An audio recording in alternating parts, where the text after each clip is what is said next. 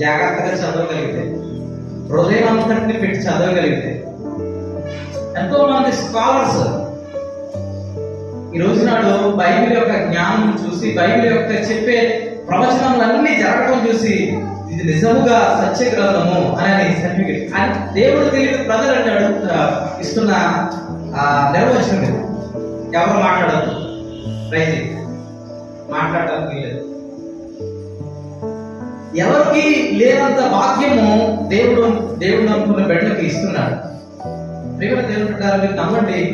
దేవుడు ఆదికాండంలో దేవుడు ప్రేమించిన ప్రేమ చాలా చాలా గొప్పది. చూడండి, అక్కడ మనకి ఇద్దరు మనుషులు కనబడతారు, సృష్టి ఆరంభకులు కనబడతారు. వాళ్ళ పేరు ఆదాము, అందరికి బైబిల్ చదివి అందరికీ తెలుసు. వాళ్ళ ద్వారా దేవుని ప్రేమ ఎంత బహుగా వ్యక్తపరచబడింది అని మనకి తెలుస్తుంది.